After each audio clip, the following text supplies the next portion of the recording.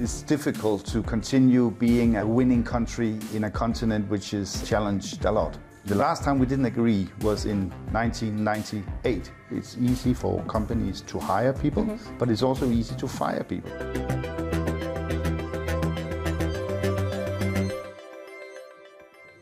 Welcome to The Big Question, the series from Euronews where we address some of the biggest topics on the business agenda.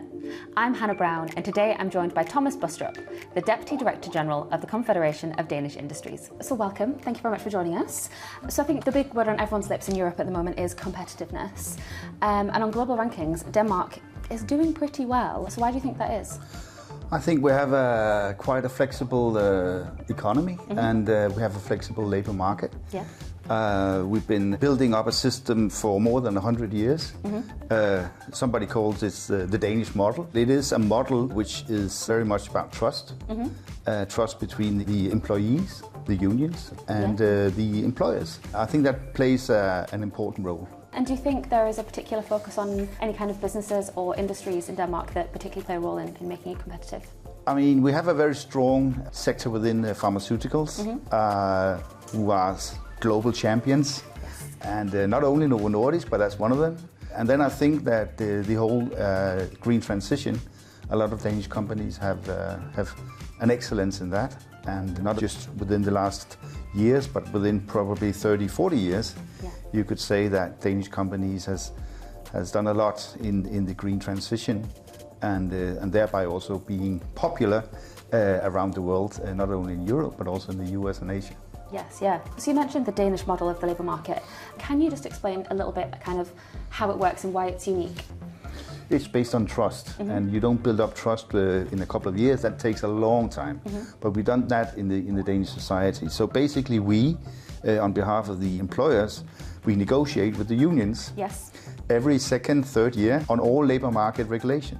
So it's a very decentralized model. And the government basically only interfere when we cannot agree. And last time we didn't agree was in 1998, so more than 25 years ago. So the unions will go out to all the employees, all their members, and say, you know, we've had tough negotiations, and they are tough.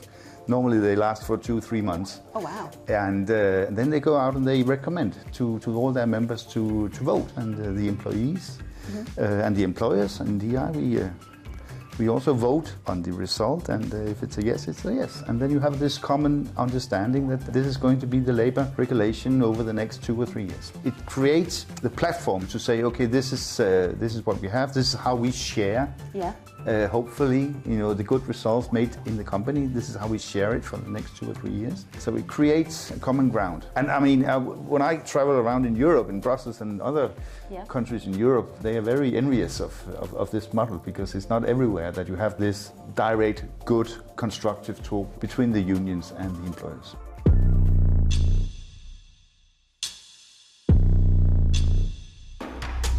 What benefits does this bring to a business? We have a very flexible labour market. It's easy for companies to hire people, but it's also easy to fire people. And of course that is something what the unions have to sort of get their grip around, that, you know, it's easy to fire, but it means the flexibility that if a company wants, maybe we have an opportunity there, should we go for it? Yes. Because we hire some people, it's easy for us to hire them, and if it doesn't work, we find another way. So whilst it might benefit businesses, are there any risks for the workers in this model? There's the security part, which is of course our public model that we have as taxpayers. We have a system that if you are out of job and you don't have any way of getting around that, we have a public welfare system that takes care of the people that are unemployed until they find a new job. Because, I mean, the flexibility means that you often find a new job very quickly. And with that, you know, the easy hiring and firing, how has that affected employment rates? What are employment rates in Denmark like? Very high, very low unemployment. Brilliant. We are constantly trying to get the employment rate even higher, but we are sort of getting at a maximum, which also means that we are, as a society, quite dependent on international labour coming from outside if we want to continue being number 2 or 3 or 4. Yes. Do you have any statistics around kind of the money that it saves businesses in terms of being able to actually be really efficient with how they spend their money? I don't know if I have the statistics, but So it's more a gut feeling talking to, for example, Danish companies investing in other big European countries, explaining the difficulties they have when they have to take this investment decision. Should we go for this plant or not? Yeah. Should we hire 200 people more in France or should we do it somewhere else? And do you think this model would work only specifically for Denmark, or do you think it could be applied and be successful elsewhere in Europe? No, of course it can, but it takes time and it takes the willingness and it takes a wish to actually create this partnership, because that's basically what it is. It is a partnership. And of course also accept that you have different interests, but in a way you have the same interest, because you want to be successful. And I think if you look 2 or 3 decades back, some of the unions would say, globalization is not necessarily a good thing because Danish companies will start producing in China and not in Denmark. What will happen? So at that time, there was also quite a good, well-founded discussion in the Danish society. If we want to be number 2 or 3 or 4, what you mentioned in the beginning, in the future, should we embrace the globalization or should we try to build up walls? And Denmark is a small economy. Yeah. We have succeeded in making it a very open economy. So it's a small open economy, which means that in the time we are in right now, we might face challenges because things geopolitically is getting kind of tough. And so that brings me to my final question. Denmark's already doing very well on the global scale of competitiveness, but where do you think there's still room for improvement? What changes would you like to see? Well, the changes I would like to see is mainly in Europe. Because it's a very small economy and a very open economy, and it's difficult to continue being a winning country in a continent which is challenged a lot. Yeah. I wouldn't call it a losing continent, but so the changes that we see for is in Europe, because a lot of the regulation also governing Danish companies is determined in Europe.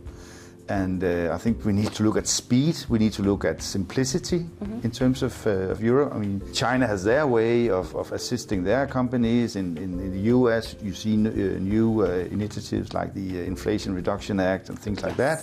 In Europe, we want to do the same thing, but the speed and simplicity is a huge challenge also for Danish companies. It's simply all the application processes, and also if you want new products to be approved on the European market, it takes too long and it's too complicated, and which means that also Danish companies will look for doing their investments outside of Europe, and I think that is very challenging. Yes, absolutely. Well, thank you so much for your time today and for your fascinating insights on the big question. Thank you. Thank you.